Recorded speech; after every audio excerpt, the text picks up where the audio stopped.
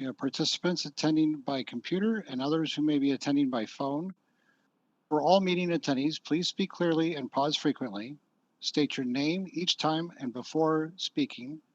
Mute your microphone when not speaking. If having technical issues, try joining the meeting using a different device such as a smartphone or tablet, and use the call-in information that's located in the meeting invite to call back into the meeting. Tonight's PPC meeting is for September 23rd. And at tonight's meeting, we'll be discussing the proposed climate change goals, policies, and actions. The goals and policies will be incorporated into the land use elements as part of the 2021 Comprehensive Plan amendments. And Kristen, would you like to go ahead and call roll? Yes. Commissioner Monahan? Here. Commissioner Lewis? Here. Commissioner Milligan? Here. Commissioner Boyce? Here. Commissioner Bader? Here. Perfect timing. Commissioner Zaragoza? Here. And Chair Fall? Here. All right, all are present. Excellent, thank you. And now we'll move on to approval of the minutes. We have 3 separate meeting minutes. So the first one is the minutes for August 12th, 2021. Are there any corrections to the August 12th minutes provided in the agenda packet? Okay, hearing none, the minutes are approved. The second set of minutes for dated August 26th, 2021. Are there any corrections to the August 26th minutes? Okay, hearing none, the minutes are approved. The third set of minutes for September 9th, 2021. Are there any corrections to the September 9th minutes? Okay, hearing none, minutes are approved. And now we'll move into public comment. So we'll open this up for public comment. Kristen, do we have anybody that would like to make a comment today? No one has signed up to speak, but we do have one person who would like to speak. One moment, please. It's Ann Fletcher. Ann, you are a panelist and you are unmuted. You can turn on your camera if you would like. Hi, can you hear me okay? Yes. Okay. I'm Ann Fletcher, a resident and People for Climate Action member. And wanted to just say tonight that I'm really grateful for the progress that's being made on the Climate Action Plan and also the related comprehensive plan policies.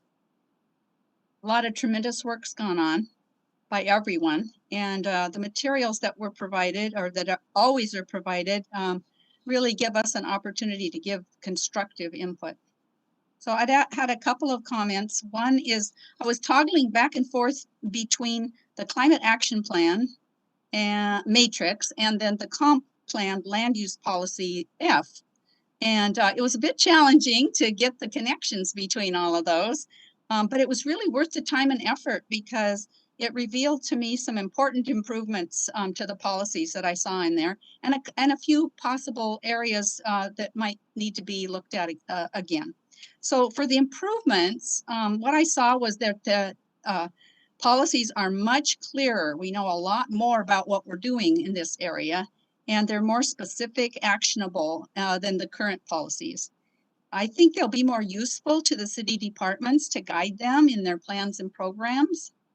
And I think they reflect updates in knowledge about how best to mitigate and adapt to climate change.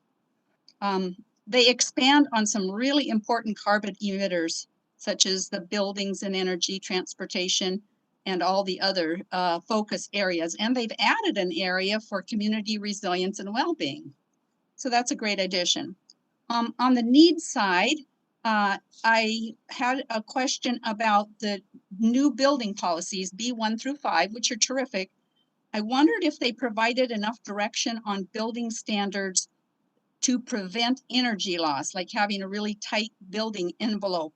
They give a real clear message about the transitioning to clean energy sources in buildings, but I wondered if there was enough. I found the words advancing building decarbonization, and I wondered if those were adequate to replace the comp plan policy F9, which addresses the whole carbon footprint. So that was one possible need. The second one is in the new CAP policy B6 about expanding local energy generation, consumption, and storage. I'd like to get a clarification on the meaning of local there. Not sure exactly where that stretches to and how the policy relates to our utility company. Is PSE considered local or regional? And then number 3, the new CAP policy F1 established emergency systems for 50% of the community. I think that might need a little better definition. It seems like it would be a huge thing. And then I got to thinking, well, are these systems being coordinated with the city's other emergency plans about natural disasters? And maybe that would make it more clear how that would all work. It seems to need a little more definition.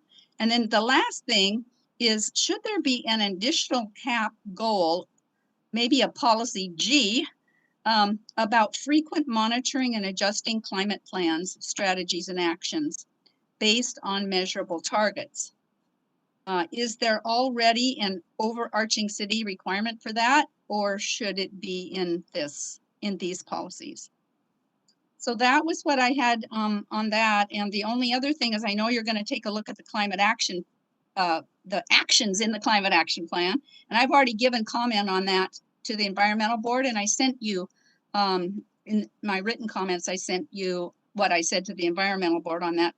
I just want to point out a couple things real quickly. And one is that when you look at the strategies and actions in isolation, at a glance, I think it can seem really disjointed. And I encourage people to look and review the whole plan's matrix with the goals, the targets, and then each one having its own actions and strategies, because then it puts everything in a context that will help assess how well the strategies and actions actually support the measurable targets, and how if the targets are sufficient to meet the goal. So it's going to be really important in the implementation of the plan that people look at that whole thing and not get caught in the weeds of the actions, because those are going to probably have to change if we have a good monitoring system and adjust them. So thank you very much for this opportunity to talk again with you, and I'll be on listening to what all your comments are. Thank you.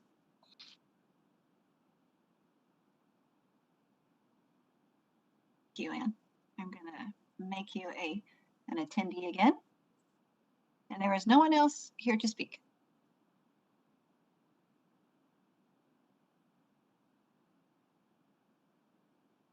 Ron, you're muted. That's one. Okay, sorry. We'll try to keep it to one, no more than one.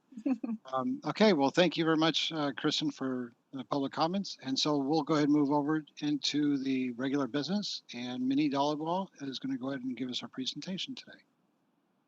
Actually, it's going to be Megan Murphy. Oh, sorry. Megan, go ahead. The floor is yours. Happy to have Minnie jump in if she wants to, though, of course. Probably swallowed on that one. It's like, oh no, on the spot. Yes.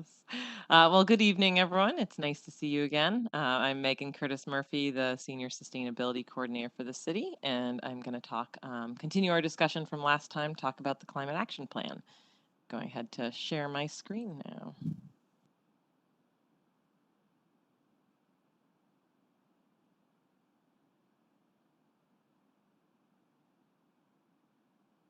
All right, I will assume you all see that unless someone tells me otherwise. Great.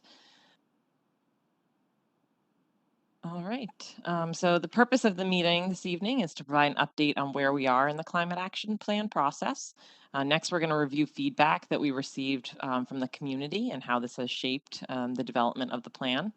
And last, we've made some changes to the policies proposed for the comprehensive plan and would like your feedback on those tonight.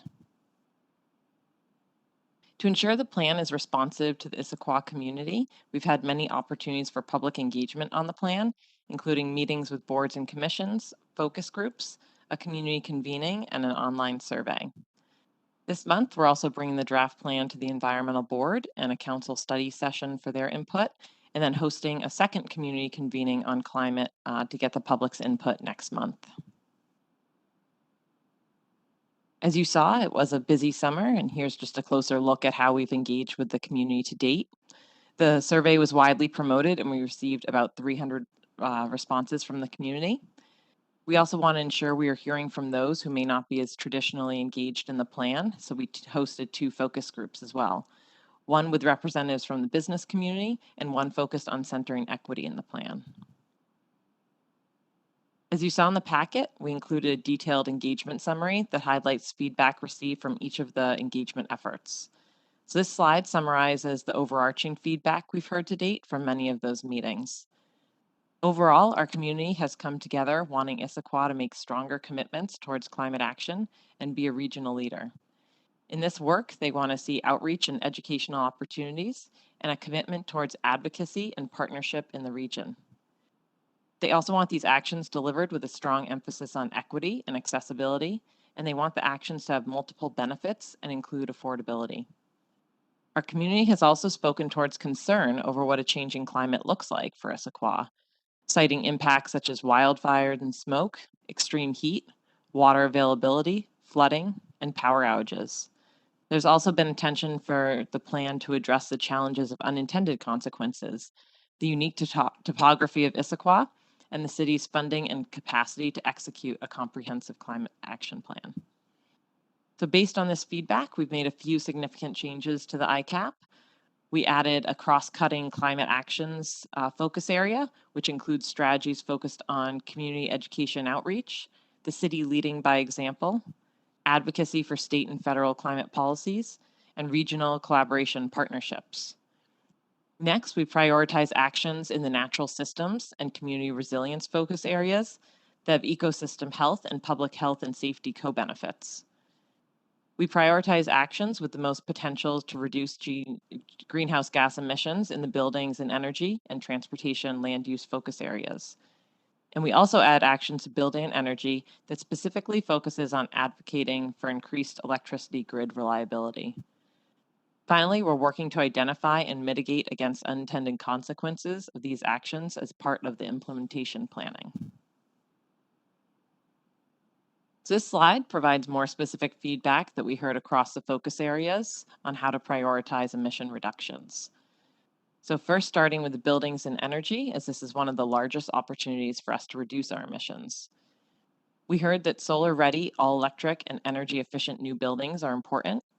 We also heard retrofitting and existing homes and buildings, and expanding renewable energy options is important. We've heard lots of support for reduction in transportation through expansion of a multimodal transportation system, promoting telework and carpooling, and transitioning to electric vehicles. The next discuss priorities land use, and this fits into the code updates with priorities around creating denser, mixed-use, transit-oriented developments, diversifying building mix and prioritizing missing middle housing, and requiring LEED or a comparable standard building through a menu-based approach. For materials and consumption, we've heard that eliminating food waste is important, as well as promoting recycling, composting, sustainable consumption, and zero waste. This slide provides some of the specific feedback we heard around actions that related to climate resilience and adaptation. For community resilience, we heard to center the most vulnerable members of the community, to plan for climate emergencies and educate the community, and to increase resilience of the energy grid. For natural systems, the community wants to see expansion of the tree canopy and sequestration opportunities, protecting the health of riparian areas, ecosystems, and habitats, and promoting native and low water use plants and removing invasive species. Regarding water, the feedback centered on conserving and reusing water, especially in outdoor use, going above and beyond ecology stormwater management and storage requirements, and preserving water quality, especially in riparian areas. So since our last meeting, we've been working to implement feedback into the plan in response to what we've heard from the community.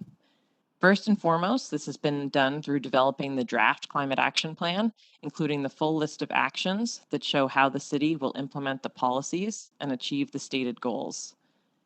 One of the things we heard in the last PPC meeting was a want to see more of the detail behind what the policies would include. I hope that the draft climate action plan provides some of this detail with listing all the actions under the corresponding policies. In addition, we made several changes to the policies themselves that were reviewed by the board at the last PPC meeting. So this includes, and this was available in the attachment A. So this includes adding language to highlight partnering in the region and advocating for regional and statewide policies, removing jargon like active transportation to make the plan more digestible. We updated the waste diversion target to be more reachable.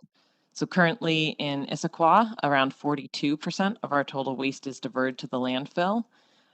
King County has a target to have zero waste of resources by 2030, whereas several of our neighboring jurisdictions, such as Redmond and Kirkland, have a goal of 70% of waste diverted from the landfill.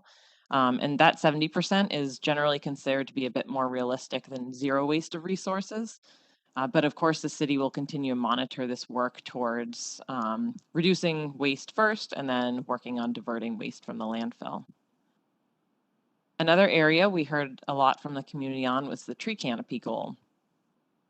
So originally we were proposing to keep it at the 50%, but have now worked to increase it to 55% to be both responsive to the community's desire for a higher target, as well as understanding the current landscape of our city. According to the 2019 tree canopy study, only about 16% of the city was identified as possible planting area, but many of those areas may not actually be suitable for planting due to steep slopes, views, soil quality, or other limitations such as impervious surface. And at the same time, we recognize the implementation of this increased target will need to occur in several areas. So it'll need to be a mix of code updates, including updating the tree code in Title 18, which I know this group is working on. Second, it'll be part of implementing the park strategic plan and the continuation of forest management, tree planting, and maintenance programs, as well as the funding and capacity to continue doing those. And thirdly, through private tree planting and maintenance efforts as well. And so the climate action plan includes actions related to each of those three areas. And overall, it'll be important to consider not just the total number of trees, but also the right tree in the right place. So we're not just replacing one large tree with one smaller tree, as we've heard from the community. So we need to be considering all the benefits trees provide for people, our fish, our wildlife, and our climate.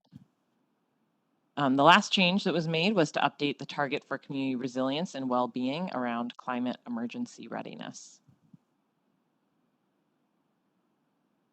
So all these updates were integrated into the 6 focus areas of the plan. They're seen on this slide. We reviewed the goals and policies under each of these focus areas at the last meeting, and the changes made are outlined in attachment A in the packet. So with the action level detail that was provided in the draft climate action plan and this updated list of policies, we're hoping to get input on the following policy question. Do these goals and policies align with the land use element in guiding Issaquah's future development? And to wrap up our discussion, I want to provide you with the next steps in the plan. Since we're updating the climate policies and working on finalizing the climate action plan, there's 2 pathways for those. So the first is for the climate goals and policies to be incorporated into the 2021 comprehensive plan updates. So this will go to a public hearing in October, a study session in November, and then adopted by council in December. The second pathway is for the climate action plan itself. So for the plan, we have a council study session next week, another community convening to review the draft plan in October, and then a final meeting with the environmental board and then council for adoption in December. So thank you for your time this evening, and I'm happy to answer any questions on the proposed goals and policies.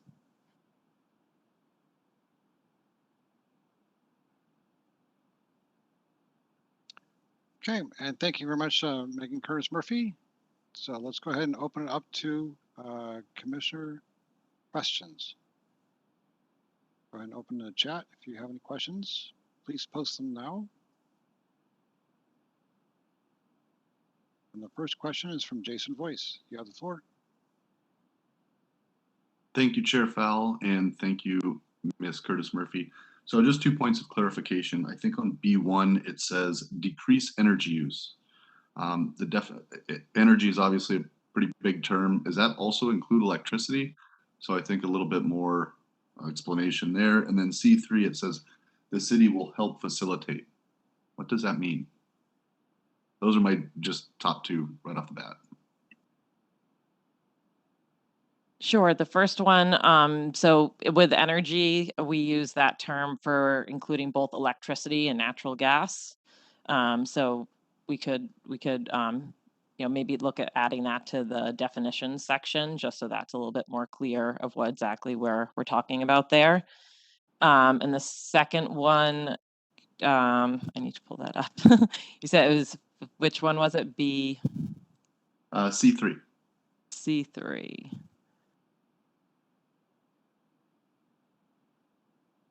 So I think that can mean a few different things. So I'm thinking about some of the actions under it. So, facilitating the transition to electric vehicles. So that could be, putting in more charging stations themselves. That could be promoting incentives that come out through the state. So the city may not be providing like financial incentives themselves, but we might do like an outreach campaign around incentives that are available. So it's just taking a couple different pathways and how we can try to get more people into electric vehicles.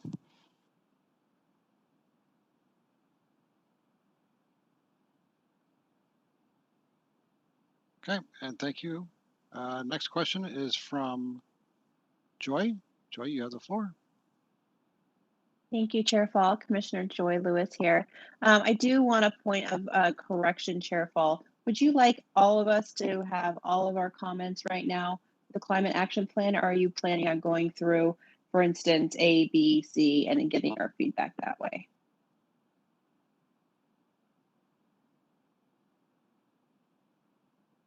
This question is for our chair, is how you would like to receive comments right now at this time. Oh, sorry, I was answering your question, but I was on mute again. That's 3. Oh, gosh. I hate when people keep track.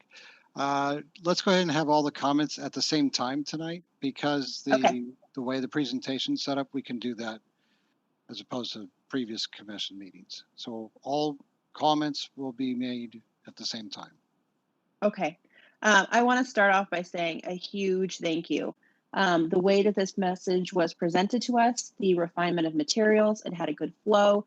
It had a good readability. I really enjoyed the document we had tonight, and I could see huge improvements and a lot of work that went into it. So I want to start off by saying thank you to everybody involved, members of the community, our staff.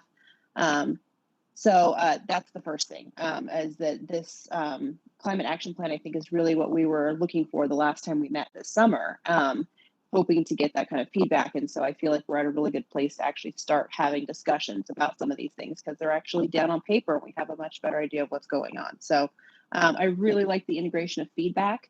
I could see a very real world examples of that coming through in it. So I want to say thank you for that. My first question is about the meeting on 10/14. Is that going to be before us or before council? The next steps. That is the, I believe, Kristen, that is the PPC public hearing on the comprehensive plan amendments. I believed it was, but I wasn't wanting to speak out of place. So before that happens, I would like to have some type of additional meeting for the community groups to be able to not just be submitting email comments on this. I would like the city to be actually receiving input now that we have some more concrete policies in place. Before we go to review this, I would like to basically have another iteration of this draft in place, or at least be able to have concrete feedback from the various groups that we've been working with to say, hey, you've gotten a more updated draft review. Where are you guys at on this? How do you feel? What is your feedback? To be able to allow for us to have a more detailed, refined, and better touch on this when we see it on the 14th, rather than, for instance, if when we see it next, it's just here are the email comments we've gotten, and it's kind of at the same place, right? I'd like to see this document grow and change with community response to the details we have now on that. Right, I'll start with on page 35, where it has our general priorities and concerns. I think some language needs to be added there. For instance, on the general, I think there needs to be a collaboration in the region that includes building standards that needs to be called out. I also think in the priorities and equity, it needs to be called out that those that have the reduced capacity to implement retrofitting requirements. And I'd like to see language in the concerns that addresses increased flood patterns and the reliability of the grid. So I think that in that page 35, there's some additions to language that need to be included. We talk a lot about the ability to have all of our documents working well together, right? So as we're working on stormwater management, as we're working on our pieces having to do with Title 18, right, we refer to other things. So it's important that this document really be a supporting document to the other pieces that we're referencing, right? So tree canopy is a good example, right? So there needs to be a clear direction from an environmental standard that says, for instance, the desire for height versus depth in that valuation of our tree canopy as a direction. And that needs a further deep dive right now, in my opinion. So as we look at other things, I'd like to see this document have some pretty clear direction that right now I think it's missing. For instance, a connection with health and wellness, I think, is missing. And specifically calling out a ban on chemicals. Climate resiliency also means stopping the use of chemicals and insecticides. And I'd like to see that reflected better in this document. I'm going to bring everybody to Part E, Natural Systems and Water Resources. For Part 4, I would like to see a mention of species that can adapt to drier and a warmer climate, and use of a managed landscape standards. Again, this is because I have a little sneak peek on Title 18. So being able to have this document help guide our work in other places is vitally important. So when we say, hey, yep, we're working on this part, we need everybody harmonious and having the same kind of messaging. So I'd like to see that kind of language in a prioritization on solutions, like the planting of appropriate vegetation and rebuilding creek beds and riparian corridors. I'm not seeing language on that I think is important to really hit home. Chair, I promise I only have one more section left, and that's Part F, grid resiliency. I think that could be mentioned in the concerns area. When we talk about F1, I think that this actually has a huge capability. Part F alone, I think our commission can speak for 2 hours about, so I don't want to take up a lot of time, but I think that there needs to be quite a bit of discussion that goes into this. So, for instance, I think you could step back to Part C and talk about, what does multimodal transportation look like in emergencies? We're putting a lot of eggs into the basket of saying let's not have any single car rides, but as we're in right now, it's often a public health and safety issue to be having multimodal transportation. So I think that's something that needs to be addressed. And I'd like to see a further discussion into policy directions for the code revisions, right? So a lot of times on our, from where we sit, we need to have very strict standards to be able to start saying, how is it that we want to have an impact in the code? So, an example could be emitting natural gas from all new buildings by 2023, right? But I need to see exact policy discretion about how we can use our code to get the changes that we're looking for, and I'm not seeing that right now. It helps us to do that kind of double check on what we're doing with Title 18. So thank you for listening to the comments. This is Megan. I just had a clarification point on that. So thank you for the comments. So you mentioned wanting to have another opportunity for public input before the meeting on the 14th. So we will be going to council study session next week on Tuesday. So that would be an opportunity for members of the public to come and speak to that meeting in response to the the goals and the policies as well as the actions at that time. And then we'd have another community convening and that is later in October, but there is that council meeting that would be before the hearing on the 14th. Yes, I did see on the 20th the community convening, and what I'm hoping is that in some way that stakeholders are able to be alerted and notified. And so whether that happens in the study work session for council or whether there's not time for that on their agenda and it needs to be a separate one, that before we see this on the 14th, right? So this community convening is going to be happening after. And what I'm afraid of is that we're going to be sent effectively the same packet that may have some email comments from the public. And what I'd like to see is that this is a fantastic draft, but it's also still in process. I'd like when we touch it again to be able to have it further down that road was the comments that I was trying to say, if possible. This is Megan. I'm thinking about it a little bit more out loud here. So I'm trying to get an invitation out for the convening sooner rather than later, but that date has been pretty firm in what we want to do. But I'm hoping maybe I can get it out before the council study session and alert them to the fact that the plan would be going to council study session first.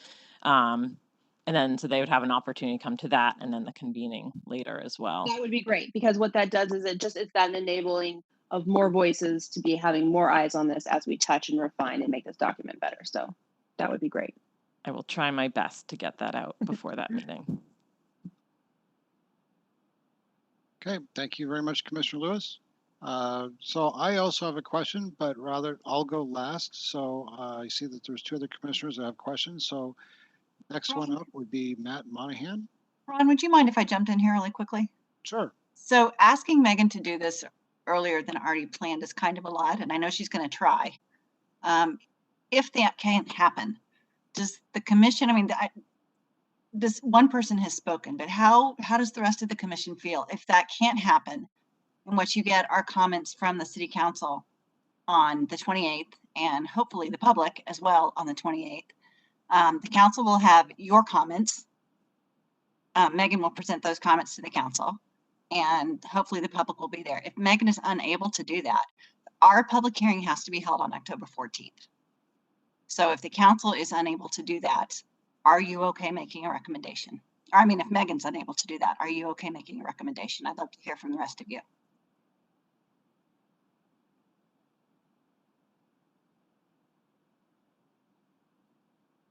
Megan, it's already been through, it's been through one community convening. It's been to the environmental board. I don't know how many times. It's been to council once. It's been to the environmental board 2 times, Economic Vitality Commission, 2 focus groups, a convening, and PPC previously once, as well as the survey. Not to speak out of turn, but this is the first time that we've seen this document. So I can't, so while we've all worked on this and a lot of people have put their voices into it, what I'm talking about is this current draft. Has everybody you just mentioned seen the draft and already made comments on it the way we have? I don't think so, right? This is the first time we've saw it. I think it would be a different situation if we had seen this document when we met previously in the summer.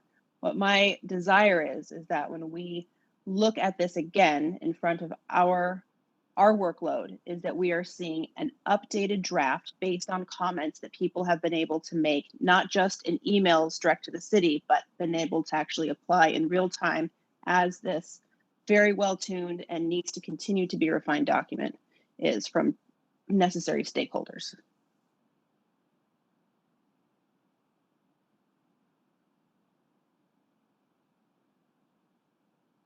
Any thoughts? Oh, Minnie? Yeah, I was wondering if, we can separate out the goals and policies part from the climate action plan totally. I mean, what needs to happen on the 14th is for the comprehensive plan, which is just the additional goals and policies piece. And then there's a lot of information about the actions and those kind of things that I think maybe is the split between the two. As you'd all discuss in terms of the next steps, perhaps breaking it up into, are you okay with goals and policies language? You may have more additional feedback or desire for the rest of the document. That's actually a really important topic. So let's discuss it. Any commissioners' thoughts on this before I call on you? Jeff, I'll go. I'm okay with the goals and policies moving forward. Our city's been very actively involved as far as climate change. But I also do like what Commissioner Lewis has to say. This document is going to touch on a lot of different areas, and the more that we can refine it, the better.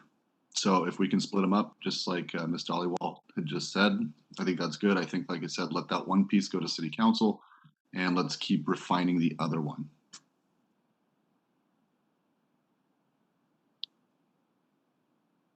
Commissioner Milligan, comment?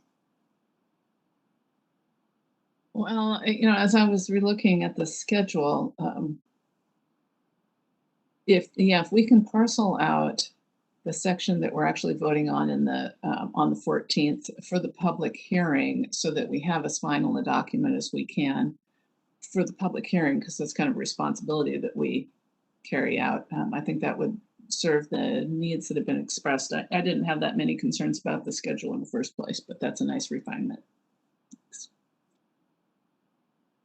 Excellent. Okay, I've got Matt, Richard, and Sarah. So either of you have any comments you'd like to make? Go ahead, Commissioner Zaragoza. Thank you, Chair. I think if we can see it again, that's great. If we can split it up, that's great. Those things not being possible, I think it should move forward. That's it. Okay. And go ahead, Commissioner Monahan. I just agree with what Richard just said, 100%. Okay. I also agree. Commissioner Bader? Yeah, for me, having not kind of gone through this process as many times as the rest of you, sounds good to me, and I trust you all. So Excellent. All right.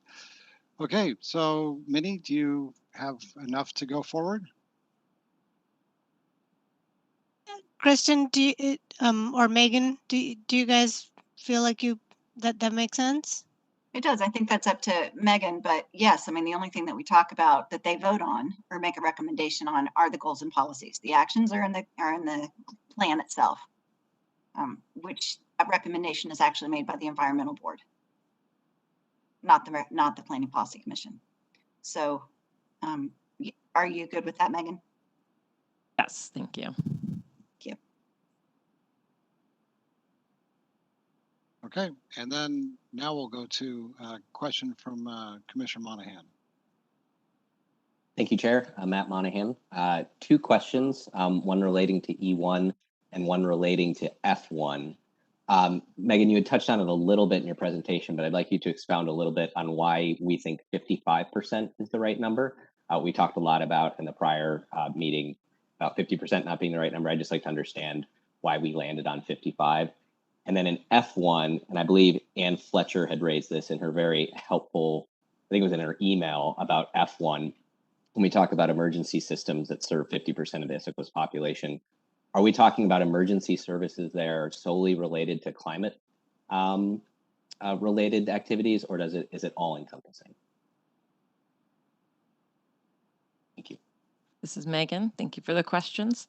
With the tree canopy goal, so as you know, we've been talking a lot about trees with Title 18 and overall tree canopy, and through this process with the Climate Action Plan, I think it's been a really great opportunity over the past few months for the public to be thinking about it more, hearing about it more, and having opportunities to voice their opinions on it. And so we heard that the community does want to have some sort of increased tree canopy, but with that, we heard that's not just all about tree canopy.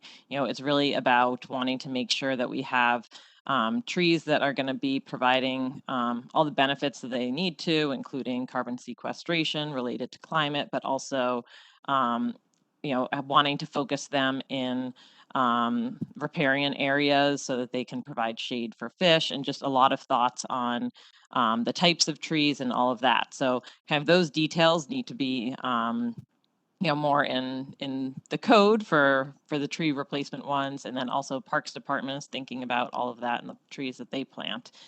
So through that conversation, we heard really wanting to have an increase in tree canopy, but also wanting to really focus on keeping the healthy trees that we have. So with that dual focus, we thought 55 would be an appropriate number with that longer term scale of the 25, or sorry, by 55% by 2035. We do have some development in the city now. We are going to be we're planting lots of trees. We planted 10,000 trees last year. We're continuing to plant trees. So it's not, every year, the canopy, what it is, it will change a little bit over time, but we want to be working towards increasing the tree canopy while still making sure that we're maintaining the trees that we have. So I don't have the, precise exact calculation on it, but we wanted to increase it, but also really keep that focus on wanting to do good urban forestry and maintenance of trees that we have. So rather than putting all of the efforts into just planting tons of new trees, we also want to be maintaining the ones that we have. And the second part of that, so on F1, the emergency systems. So we just hired, or the city just hired an emergency manager. Maybe not even a month ago yet. So we're really excited about that position in the city. And I had an opportunity to sit down with him, and he's also really passionate about climate change and is excited about the resilience section of this plan. So he started to have eyes on it in his, second week in the city. So we were talking about some of these initiatives, and he's really excited to be incorporating parts of the climate action plan into his planning efforts and vice versa. So when we were talking about this initial target, I think the target is for generally all emergencies. So not just cooling centers for heat waves, but looking at other emergencies as well. But I think that this target could get refined a little bit as he's able to dive a little bit more into his planning efforts. But we wanted to have a starting place, and we thought this would be an appropriate place to do that. Excellent. Thank you, Megan. Okay, and thank you. Commissioner Milligan, you have the floor. Thank you. Nina Milligan here. And thanks to Megan and the staff for the really great report and readable material. And I also want to thank the public comment, especially Ann Fletcher, for all the work that she did and summaries she made. I think there are questions in just that I'd like to hear a little bit more about how these things kind of work out. And one of them, so I have two of those. One of them is to follow on Commissioner Monahan's comment about the 50%. I don't know what we're measuring there. Are we saying 50% of our people will be protected, or what are we measuring when we're measuring 50%? So I haven't heard that before. I need more information. And the other has to do with land use certifications for buildings such as LEED that's mentioned in the packet. And I wanted to hear more about how can we increase the sustainable qualities in our buildings without overburdening perhaps the affordability of buildings through very expensive certification programs. There have been some thought given to some way that Issaquah could perhaps self-certify or something, because I know that that's a challenge for, especially as we're looking for housing affordability, and we're also expanding our municipal campus. Thanks, Megan. Just those two. Sure. For the first one with the emergency management systems, I think that the 50% number is kind of looking. I believe it's looking at basically building space for that. So, assuming if there was an emergency, probably not 100% of people would need a place to go or services. But I think, when I talked with the emergency manager, his hope is to do even more if that would be needed, but wanting to kind of just learn a little bit more about Issaquah and dive a little bit deeper into it first. But I think it was a great kind of starter conversation, and I agree. I think there's probably still some questions in there. And again, I think that could end up being refined in some of the work that he's doing. And that kind of goes to a little bit of what we were hearing about wanting to make sure that this is kind of a living document and it is able to be refined. I do see it in that way. So we do want to, of course, adopt these policies in. I see those more as more long lasting, but the actions that might go along with them, we might want to change some of those over time after, a few years, kind of keep them nimble. So I think there is an opportunity for that refinement over time. The second one, so the certification programs.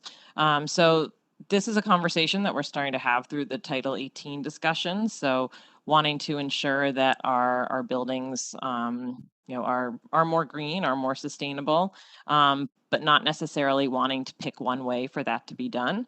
So, LEED, Built Green are a couple programs that are around and are common in this area, but it's not the only ways. In our public comment section, Anne was talking about wanting to make sure there's a tight building envelope. So Passive House is another certification program that some people will look to ensuring that. So I think there's a lot of options in certification, but certification might not be the right path for all buildings. And you speak to the affordability piece. So we have been talking through that Title 18 piece about maybe doing some sort of menu-based approach, identifying what the city's priorities are, and maybe you have to get a certain number of points in that. And so that might be more of an affordable pathway rather than having certification cost. But wanting to make sure that we have something up front, because when you're planning for a green building early on, then you're able to incorporate the costs a lot more. The last thing I'll say on that with the affordability piece, I think that that's something that we definitely want to think and talk about. We've done that with the electric vehicle ordinance. We kind of pulled that affordability piece out and found what we thought was right for Issaquah to address that. So I could see doing something like that with that sort of program in the future too. Okay, thank you. And Commissioner Bader, you have the floor. Yeah, thank you. This is Sarah Bader. I have kind of an overarching comment / question on all of the policies, because as I look at these, I think some of them are written and it's really clear what success would look like. They're like great, smart objectives that have, a by what or by when and, how much. There are others that I think are a little more vague, where it's just, increase or improve, and that might not be as measurable, or at least the targets and kind of what we're trying to accomplish through those policies are not so clear, I think, at first glance, at least. And so I'm wondering if there's a refinement process that'll happen on these policies to get to those kind of more measurable, clear, this is what we're trying to accomplish through this targets for some of the policies that don't have those kind of clear targets outlined right now. This is Megan. Just a follow-up question on that. So I think most of them have the numbers, except for that F1, that emergency systems one. I think that one, as we've talked about a little bit, could probably use a little bit more refinement. So I think most of them kind of have a number and target with a year, but not that one yet. I see like D2, D3, E2, E4. There's not a kind of numerical target. Right. Yeah. So I think we tried to do numerical targets, 1 or 2 per focus area, and then the other ones are more policy, more kind of guiding policy than with the actions under them. But we can take a look at that a little bit more. Okay. Okay, thank you. Any other commissioners have a question? Oh, Commissioner Lewis, you have the floor. Thank you, Chair. Commissioner Joy Lewis. I don't want to take Sarah's words from her mouth, but what I'm hearing a little bit about what she's saying is that we want to be able to have really measurable and like targets, right? Are we achieving or are we not achieving? It's nice to say that this is a living document and things can be changed, but sometimes that ends up being code for that's tomorrow's problem, right? And that's exactly the opposite of what we want to do with our climate action plan. Is we want to make real change right now. So I don't want to speak for her, but what I want to say is that from her comments, what I was certainly getting is that there's room for putting much more measurable what we hope to achieve, right? Like, so Megan, when I had emailed you specifically about like the waste numbers, like the 70% by 2030 and then 90% by 2050, what happened to 2040, right? Like there's got to be some type of equation about waste management that I'm missing as to that's not being presented to me as to why these targets were chosen. And then how does that then coalesce along? So it would be great to have more measurable distinctions of success.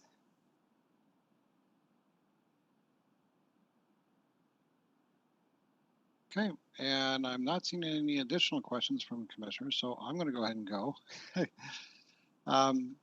Thank you very much, Commissioner Lewis. So I have a couple questions here related to one goals, to Joy's and Sarah's point as well. Being an analyst, how do we benchmark where we're at today? How do we benchmark our progress through the coming years so that we can actually measure the results and determine whether or not we are on target, behind target, or ahead of target? For instance, under goal B for building and energy, B1, decrease energy use in new and existing buildings by 25%. How do we measure that? What is it today? And so that when 2030 comes around, how do we know that we've actually accomplished our 25% decrease in energy consumption? So I think we need to have some understanding of where these metrics are in the policy itself, not necessarily have the formulas there, because I realize as a policy it's too high up, but decrease energy use in new and existing buildings by 25% based on utility metrics or PSC standards or something like that, so that we can have something to actually reference. And then behind the scenes, we have the code or the metrics. I think that's kind of important for the public to be able to see it. That leads transparency, and people want to know what this is built upon, as opposed to just hypothetically saying, oh, it's a great goal to say 25%, but not really know what that means. My next question actually has to do with decreased energy use in new and existing buildings by 25%.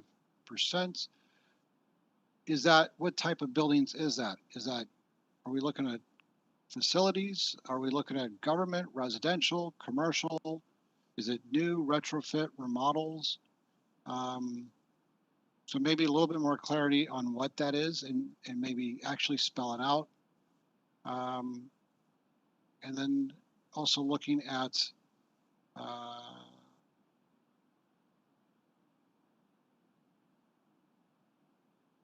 reduce overall building energy use and improving energy resilience by advancing residential, commercial, and municipal energy efficiency retrofits.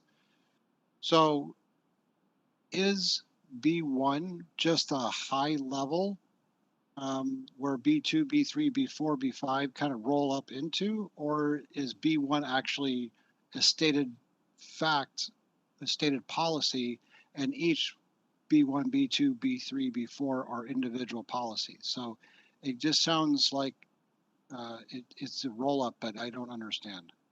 So I need help understanding what that means. That's my question. Yes, this is Megan.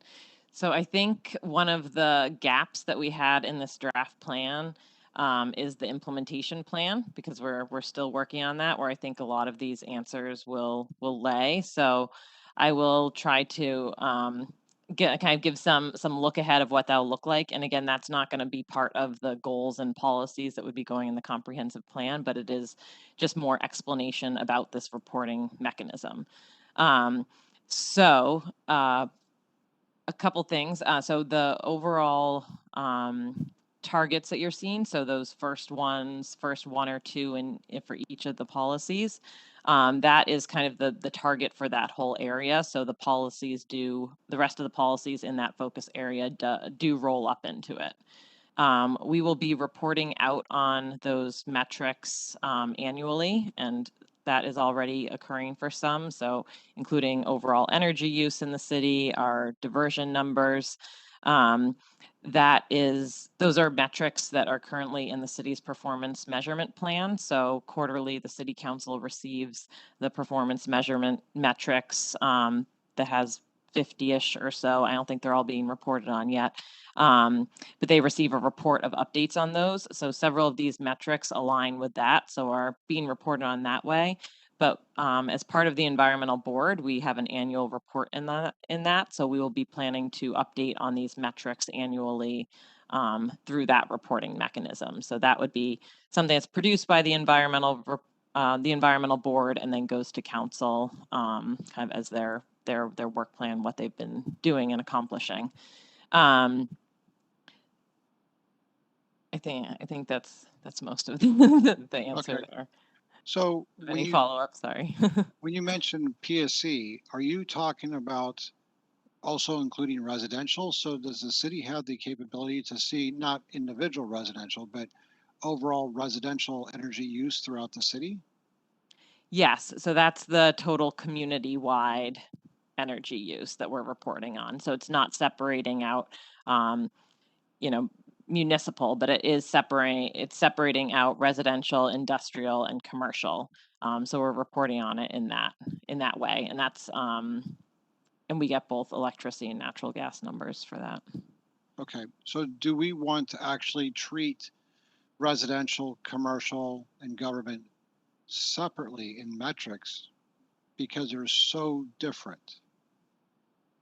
I mean, we're looking at it a policy, 25%. Well, what is that? Is that everything all rolled up, or is that commercial, government? Because the city could hit a goal, and it would be great aspiration because that's within your control, and then maybe have a target for commercial like Costco and Home Depot and Lowe's and retail, and then have additional target for residential. Instead of having one policy say by 25%, split it up into policies, say decrease energy use by 25% in commercial, 30% in city, and 15% in residential, or something like that. Is that something we can do? This is Megan. So we will be reporting on those three sectors. I don't know if I have enough information in order to have specific different targets for each of those at this point. Maybe that's something we could look to in the future once we get rolling a little bit more with some of these actions down the line. But right now we would be reporting out on each of those sectors, but just having this one overall goal. Okay. Looks like we have another question from Commissioner Voice. Thank you, Chair Fowl, Commissioner Voice. So just so I understand, the way I'm reading this is, tell me if I'm wrong, this is basically just a roadmap, right? These are the stated goals, the policies, kind of what we want to do to meet those goals. And then Ms. Curtis Murphy, you mentioned an implementation plan that's going to come basically behind this. That this is just kind of the roadmap, where we want to go, the idea of how we're going to get there. There's 5 different ways to get to Bellevue. We're still just trying to get where we're going.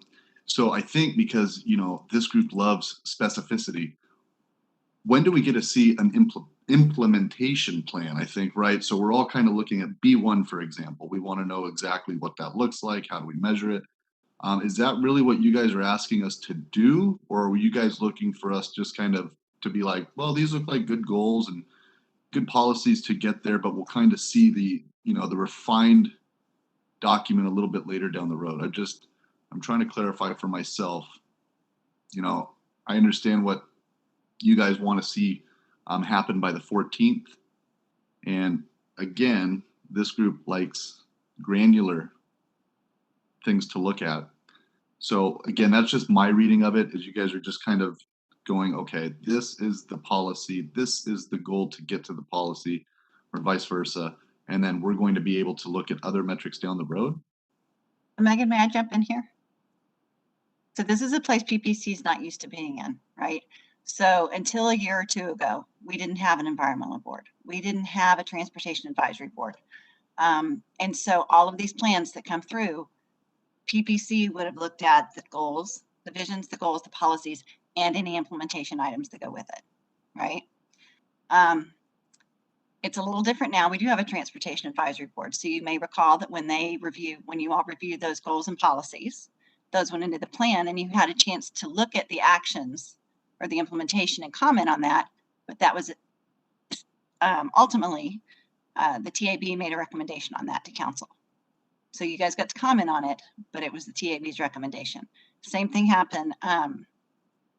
Same thing will happen with this one.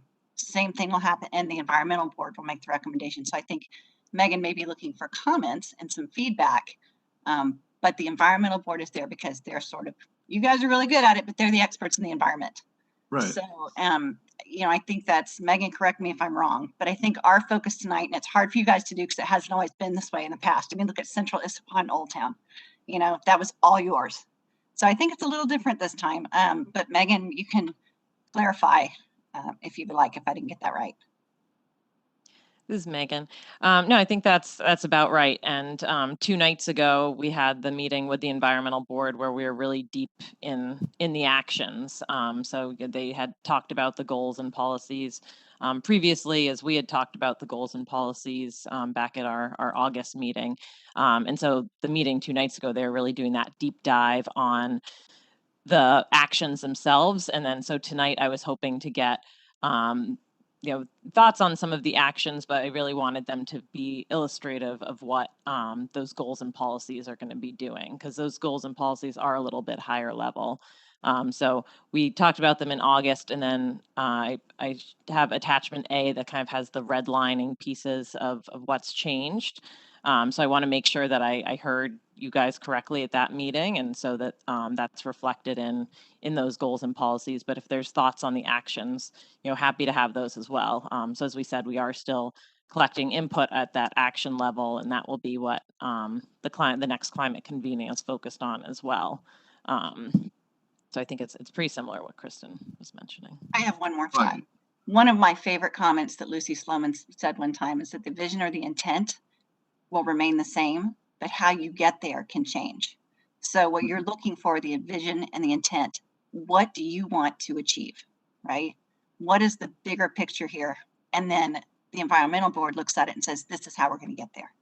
That makes sense? Right. Does that help? It makes a lot of sense. And like I said, this is the thing about the 2 new boards is getting used to the idea, okay, we're not going to get into that type of specificity because we just created 2 boards to do that for us.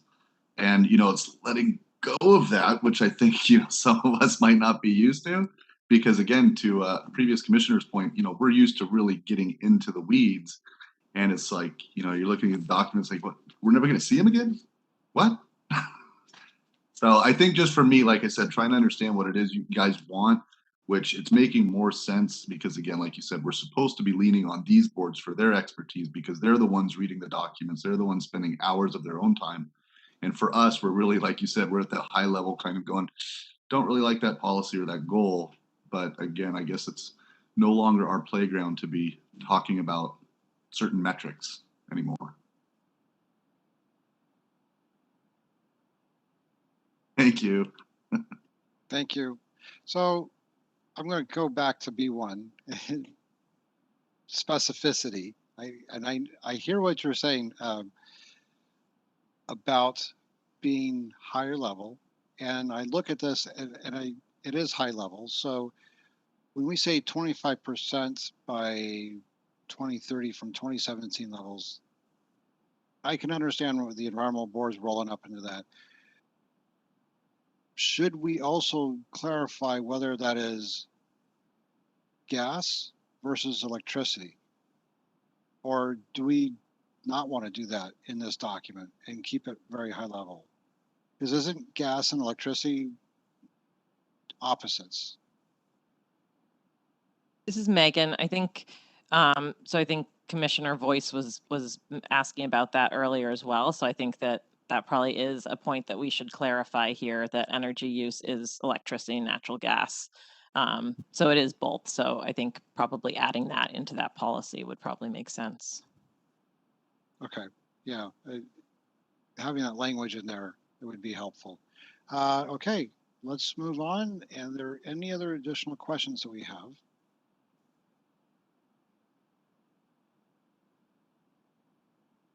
Not seeing any additional questions. Okay, so with that said, Megan Curtis, do you have additional presentation material that you would like to cover tonight? No, I do not. Okay, Kristen, our next steps here is this, are we done? Unless you would like to take public comment on this, we are done with this section. Okay, well, let's go ahead and open up to public comment and see if anybody has any public comments. So Ann Fletcher is here and your hand is raised. If you would like to speak, could you either let me know in the chat or maybe take your hand down?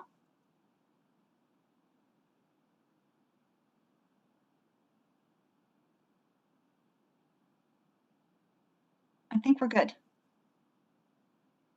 Yeah, wait, I'm gonna unmute her for 1 second. Ann, would you like to speak? Oh, yeah, I guess maybe I would like to say one thing. And I'm sorry, I couldn't find my hand. Okay, I remember that from last time, so that's okay. Let me make you a panelist really quick. Okay, okay, Okay, you can turn your video on. okay. Great, okay, thank you. This has been a really interesting discussion. And I do think it was great to clarify the 2 levels. You're kind of working parallel at 2 different levels here. And that's confusing, I think, sometimes. And that's one of the reasons I suggested that if you want to look at the actions or the climate action plan, that you look at the whole thing as opposed to just looking at some actions or just looking at the goals and policies. I can see where you feel, I like to work at the granular level too. I can see where you feel like you need to know more. And I think it's important to look at, to be able to see all of that together. And if you, I think there is a link in what Megan sent out that has the full plan. And if you go to past the actions at a glance and go to the full plan, it has everything. It has the goal, it has the higher level stuff, and then it under each of those it has a strategy and action, but the goal and the target, it has a target, and that's what some of you are asking for, those targets, those measurable targets, and it even has how they are going to be measured. And Megan talked about some of the different ways that they're already measuring things, and there are some pretty good measurements in there, and I think it might make you feel better to be able to look at those and see that there are measurements that are really concrete that they're finding for as many of the targets as possible. And then we can look and see, do we have enough targets that are really getting us to the goal? Do the actions really get us to our targets? And that's going to be the real amazing fun of the plan as we implement it. So that's how I looked at it. And I felt in the discussion that that's kind of the way that the group was coming together on it. But that material is there for you to look at as needed. So you don't have to feel like you're out there just with this higher level abstract plan.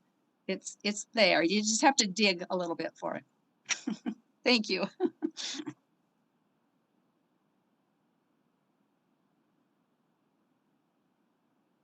Okay, Kristen, are there any additional members of the public who would like to make a comment? There are no other members of the public present. Excellent. Okay. And thank you, Ann, for that wonderful insights there. Okay, so moving forward, I'm just not used to having such a short meeting. This takes me off guard here. Okay, so I guess we're going to go ahead and move on to reports. So, Kristen, do we have any reports updates? No, I'd like to thank Megan. Let's see. Had some stuff written down. 1 second. Yes. So you'll notice there was no calendar in your packet this week. And that is because Title 18 discussion was taken to City Council workshop study session last Tuesday. And one of the things that they discussed was our schedule. So we are in the process. They would like to see it finished by the end of 2022. One of our proposals was to take it into 2023. And they said, nope. So we are readjusting our schedule just a little bit, and I will have that out to you in the next packet. But just to let you know, on October 14th, as I mentioned before, we will hold our public hearing for the comprehensive plan amendments, which will include these amendments. And be reassured that, the public will speak at Planning Policy Commission, will hear your comments. The public will speak at the meeting, at the study session with City Council regarding these policies. And the council will have feedback as well. So there will be some changes made. And you still have the opportunity to make some tweaks here and there. Also, next week with the public hearing, we will be listening to the proposed goals and policies for the storm and wastewater management plan. And that one's been pushed out a little bit, but he's getting a head start, and we'll be here to talk with you about those. He has some drafts written up. And then on October 28th, we'll be talking about Title 18 again with the Development Commission, and we will be talking about zoning and permitted uses.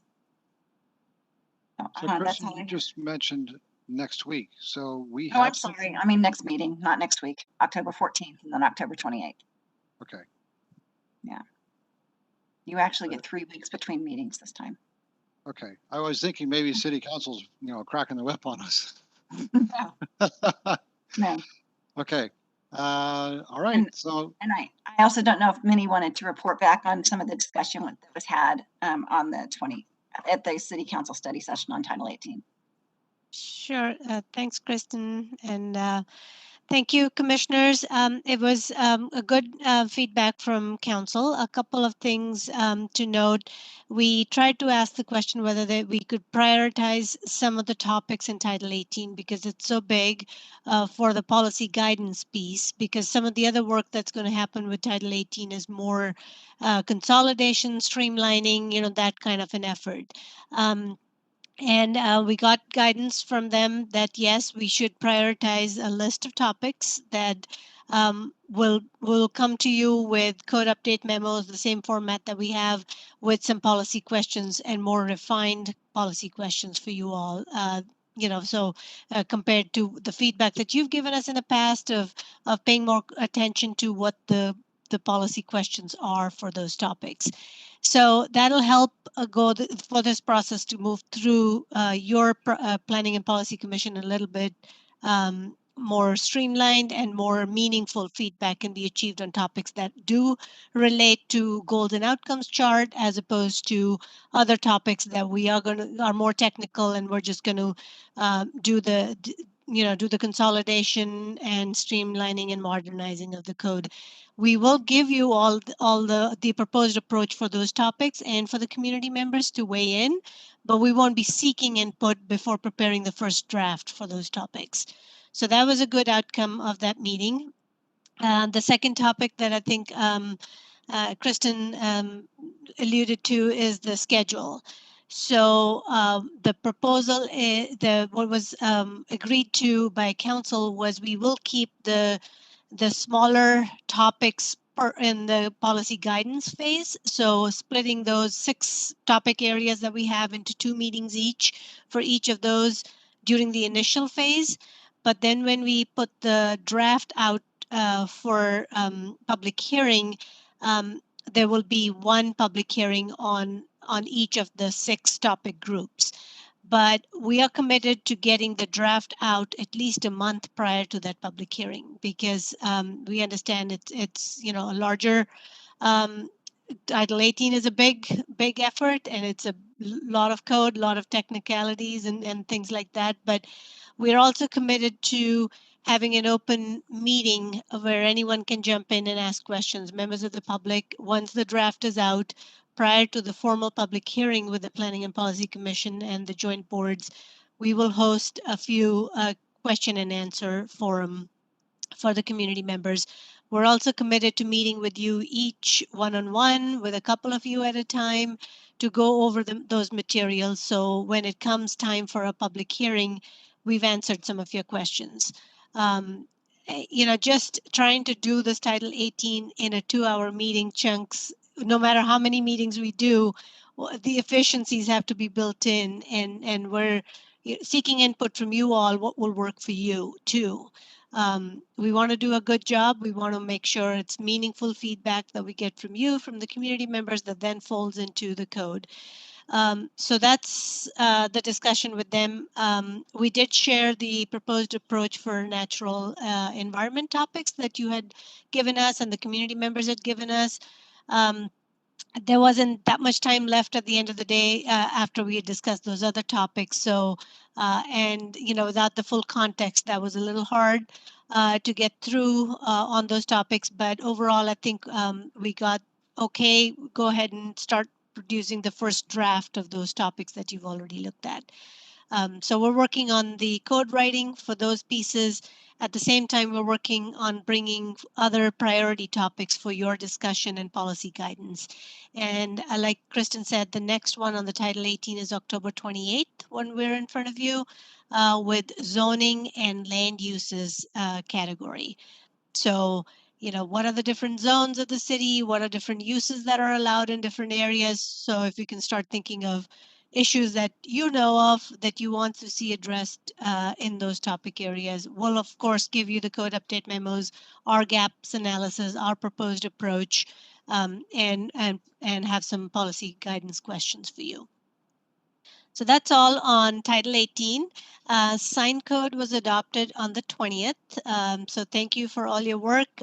So that has reached to a point where it was adopted. So that was good. Other topics I think I wanted to kind of mention.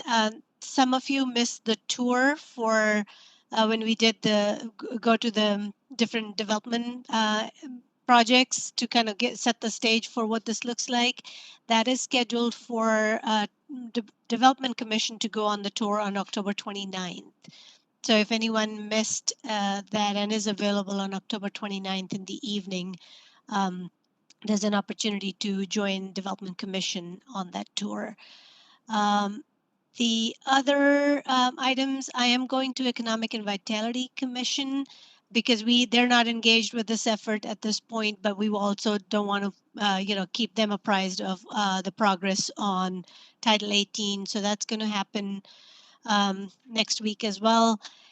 And Parks Board and the discussion that we started on the trees, we're trying to see if they have additional feedback so that staff will go to Park Board separately to see if they have any feedback. Environmental Board has expressed an interest in the tree topics. So I'll be going to that on mid-October, the 14th or the 13th. To share the tree and the landscape topics that we shared with all of you to get their feedback on that. So that's sort of where we're at in all of Title 18 and other topics. So with that, I'll turn it over to you, Kristen or Chair. Paul? I don't have any other reports. Okay, thank you. Thank you all. So with that said, I'm going to adjourn the meeting at 7:49. Okay. Are you sure? Thank you very much. Bye-bye. Thank you Good all. comments and questions tonight. Thank you. Thank you, everybody.